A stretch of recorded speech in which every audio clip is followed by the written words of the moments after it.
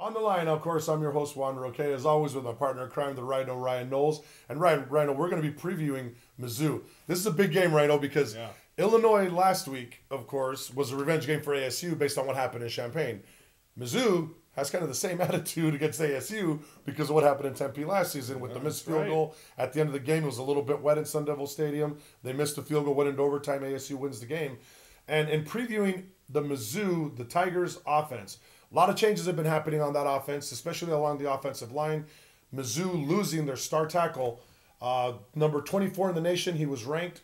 His name is Elvis Fisher. I know, kind of a odd name, right, for someone from the from Elvis country. But Elvis Fisher was in his sixth year, folks. Got a medical red shirt from a torn patellar tendon last season. Gets a sixth year Rhino. He comes back. He gets hurt right the second game of the season. So he's gone for the year. And Mizzou now has to scramble. They got to move players from right tackle to left tackle, and Justin Britt will be making that move. Justin Britt started at left tackle for Mizzou last season against ASU, so he's no stranger to the Sun Devil defense from that position, but they're practicing at right tackle all spring and all summer, so it's going to be a little bit of a transition. The biggest move, I feel, is the center who is moving to right tackle, and that would be Mitch Morse, making his first start at right tackle. So, Rhino, you got players that are moving into different positions, and the player who will start at center, who is Brad McNutty, is going to be making his first start ever at the pivot position, which is a very important position because the center is the first person who touches the football. Then, looking more deeper into their offensive line, news gets better for ASU if they're going to be game planning as far as his defense goes. Evan Boehm is the first Mizzou player ever to start at true freshman on the offensive line for Gary Pinkel. And their right guard, who's Max Copeland, is a former walk-on in his first year as a starter. So, Rhino, this could potentially be big for ASU. This is that's quite a shuffle for only one player being out. I mean, I guess you got to put your best players. I'm out of breath just talking about positions. I know exactly. Jeez. So I mean, it's tough to see. But that's something that ASU can definitely take advantage of, especially with the way that Will Sutton and Carl Bradford and the rest of the guys have been playing so well right now. And that's definitely something that you got to get after because James Franklin, he's a dual threat quarterback. He's a guy. He's a big physical guy who can, he can get between the tackles, but he can also run the ball outside. Well last season against us, right? Absolutely, yeah, definitely was a factor in that game. He's already put up 400 yards passing and 3 touchdowns, as well as over 100 yards rushing in 2 games. So he's very impressive. He can get outside. He can run. Right. This is a guy that Jackson Hood even said in practice. This is a guy that they can't just hit. They have to tackle. I think that basically says it all. He's that's a telling statement from a defensive lineman. Yeah, he's a big physical guy. We got to tackle this guy because he got to wrap up. Yeah, exactly. And of course, Mizzou will be without star tight end Michael Agnew, who was actually a star on Hard Knocks this past summer. That's right. Yeah, he was drafted in the 3rd round, and he got his fair share of licks from the coaching staff during that series. All rookie tight absolutely, ends do, yeah. But of course, in his place will be Eric Waters, who also has experience. Rhino, 6'4", 235-pounder. Who will be a factor, I feel, in this game. And, Rhino, let's talk about some of the skill positions because that's going to be very important considering ASU's lack of depth they were at secondary. They were very running back by committee last year when they last saw ASU. But this year they've all been about one guy at running back, and that's Kendall Lawrence, a guy who has 187 rushing yards and 2 touchdowns in 2 games. Guy can put up some big numbers. He's a home run threat. And then they got kind of a weird. They got 3 really good guys at receiver, and Marcus Lucas. LaDamian Washington and TJ Moe. 2 of those guys are tall. TJ Moe is kind of a shorter guy, but he's very dependable. He's got like good a hands. He's a possession guy, and he's definitely been Franklin's favorite target in his 2 years as the starter. But Lucas is a home run threat. He's got 9 receptions for 118 yards on the year. LaDamian Washington had a big catch and run against Georgia last week. He's got 4 receptions, 114 yards on the year, and then of course TJ Moe 9 receptions for 71 yards. So Franklin knows how to spread the ball around a little bit in this offense and get his skill position guys the ball out in space. And then of course you got the backup running back Marcus Murphy, who's a big time threat on special teams. Already 2 punt return touchdowns this year. So he's a guy that you got to watch out. You got to stay in your lanes, make sure he doesn't take it to the house on you. And then another guy, young guy, Dorial Green Beckham, is also a big-time threat at the receiver position. And they're going to line up 4 or 5 wide out on this defense, spread them out, plenty of speed and elusiveness on offense. Pinkel loves to spread out the receivers, like I said, and he loves to go up that seam for big plays and kill the cover 2 and cover 4 that defenses love to play against them to try to cover all those receivers. So that is the Mizzou offense, folks. We are so happy to preview them for you. And, of course, we'd like to hear from you, the audience, on our Facebook page. Hit Rhino up and hit myself up, and let's talk about who you feel are going to be the impact players in this game against the Tigers. Don't move, folks. We are anxious to get right back to it. When we come back, we'll be previewing Mizzou's defense.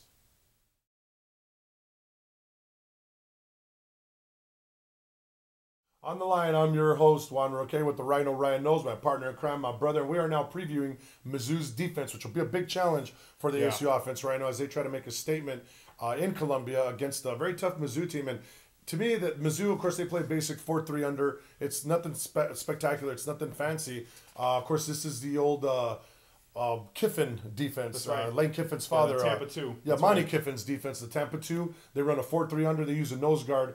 And what they try to do basically is make you run them over, make you get to their second level, and they rely on that second level a lot right now. But they do have some strong players on the defensive front. Defensive tackle Sheldon Richardson right now has 5 tackles last week. He is the 3 technique. He is the Warren Sapp quote unquote type player where he's looking to disrupt in the pass rush, disrupt in the run game. And he moves very well for a big man. He's 6'4", 295 pounds. So he's going to present a little bit of a problem right now wherever he plays in that wide 3, that short 3. This is a guy that's going to need to be watched. He's going to need to be accounted for because he can wreak havoc in a hurry.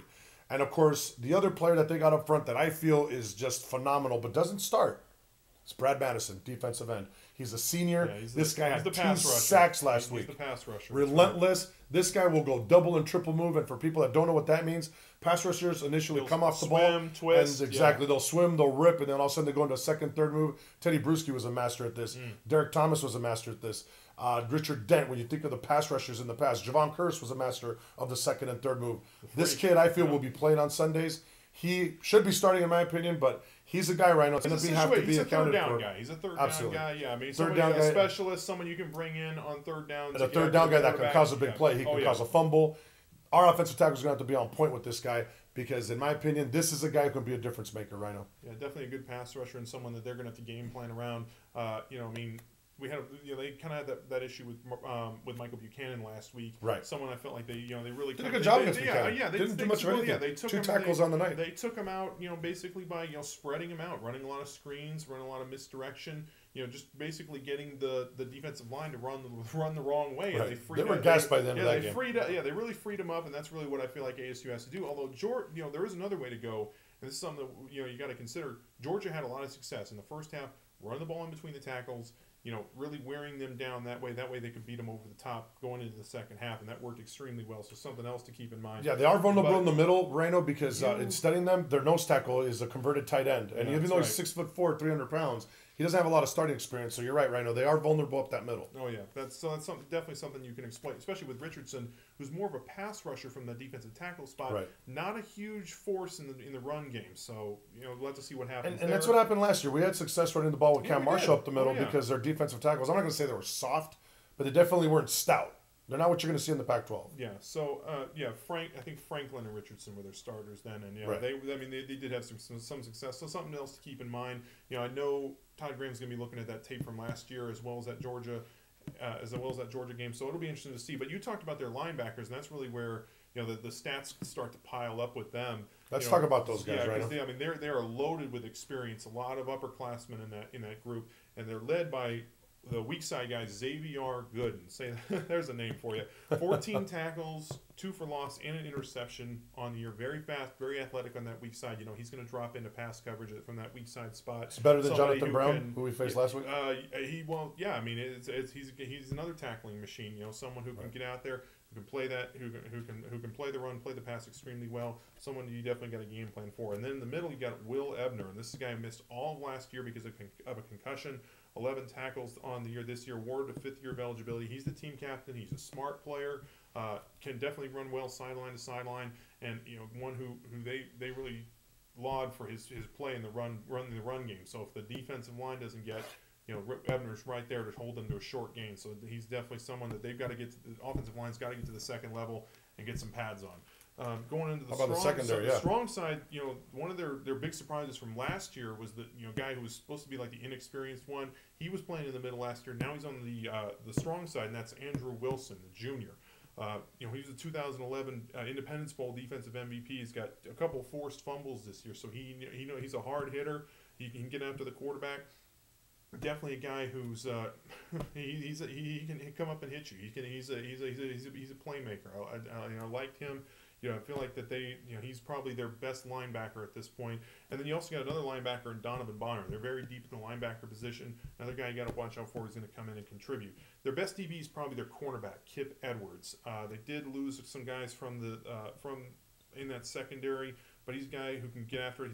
He's a big physical guy. He's like 6'1". He's got 9 tackles on the year. That's a big corner. Yeah.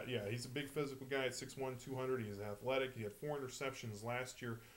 He's a guy who, I mean, you can't really beat over the top. You're going to have to, try to use your speed against a guy who might be a little bit vulnerable going over the middle against. So, I mean, someone who may not have the best technique. And then there another senior on this team. A lot of upperclassmen on this defense. 9 of their 11 starters are juniors and seniors. So you know what that means? Got experience. Experience, discipline, veterans. Fundamentals. Not a lot they haven't seen. Yeah, exactly. So, and then you got the safety, Kenronte Walker is another guy who can play over the top. He's probably their most improved defensive back. Very, very big tackler. Had 44 tackles as a part-time starter last year. So, I mean, they got a lot of guys. That's some players. players. A lot of guys in that back 7 that can play and get after it. Definitely will be a test for ASU's offense, looking to make a statement under new first-year head coach Todd Graham. When we come back, folks, we're going to talk about key matchups because there are plenty that we can talk about because there's so many talented players on that Mizzou defense that ASU's offense will definitely have their hands full. We'd like to hear from you, of course, on our Facebook page. Hit us up. Let us know who you feel the impact players for Mizzou are. And when we come back, we'll talk about key matchups.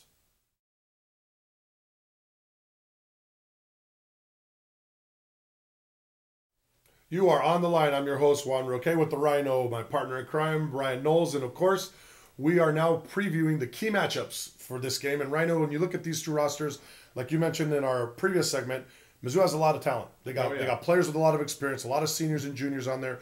In your opinion, looking at the ASU offense and the Mizzou defense, what is your key matchup for this game? To me, it's got to be Taylor Kelly and Michael Eubank. We'll call him Kubank. versus Mizzou's front Watch out, 7. Brennifer. Yeah. This was really big for me, going into last week's game against Illinois, because was ASU going to be able to slow down that elite front 7 with all those playmakers? And that's something that they need to be able to do against Mizzou's experienced, attacking, disciplined front 7. Right. And to me, it's kind of the same thing you're going to need to do, which is, just run a lot of quick screens, draws, bootlegs, use some of those zone reads to really neutralize those attacking defensive ends. That, to me, is going to be one of the biggest keys right now. Just taking what the defense gives you and being able to, just put the ball out there for your playmakers to make plays. Absolutely. I mean, that's been the key in the first 2 games. Make plays. I agree 100%. And get the ball in the hands of you guys can do it after the catch. Chris Coyle, DJ Foster, Jamal Miles, to name a few. Maybe give some of those receivers a shot.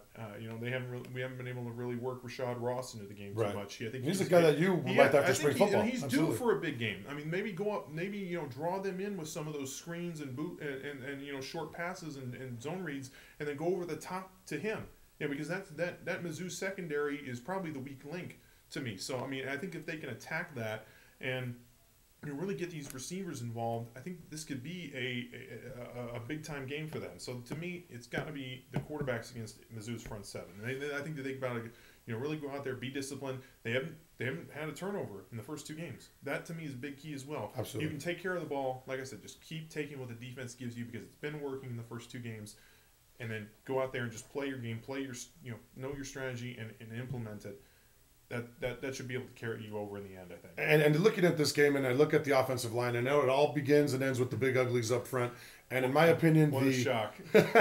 In my opinion, the player that really needs to have a big game is going to be Jamil Douglas, because he's going to be facing Sheldon Richardson. Sheldon Richardson, if you look at a senior, the way they look at their schedule, they have certain games circled, and I'm sure that Sheldon Richardson has circled this game because this is a game where he could showcase his talents to NFL scouts, and Jamil Douglas is going to have to be ready to get this guy's best game, because games like this are when people get up, they want to make a statement, they want to put something good on tape to help their draft status. So, Jamil Douglas, in my opinion, is going to be challenged in this game. He's going to get Sheldon Richardson's best look, and I feel that he's going to have to go in there, Don't get too caught up with the crowd. Don't get too worried about what's going on around you. Just focus on your job, young man, and keep this guy off of Taylor Kelly. If Sheldon Richardson does not have a big game in this game right now, if we could keep him under a couple of tackles, I feel ASU's chances to win increase 3 or 4-fold. Oh, yeah, I completely agree. He's a guy who definitely got a game plan around, definitely got a bottle up. I think that, if they focus on double teaming him, more often than not, I think that we might see some of that. Yeah, but I think so. Given a 3 technique, Jamil Douglas will be one-on-one with him a lot, and then that's how the 3-4 is built, because the double team typically goes into the nose tackle. So the nose tackle is not that experienced. I feel that we can handle him, but to me, Sheldon Richardson is the key. And even looking at Brad Madison against our tackles have experience. They're guys that have been around a lot. Jamil Douglas is in his first year, so he needs to have a big game for me in order for ASU to win. Yeah, I agree. Alrighty, so who do you feel are the key matchups in this game? Folks, we want to hear from you. Of course, you're always welcome to chime in on our Facebook page. Hit up Rhino, hit up myself. We always love intelligent conversation.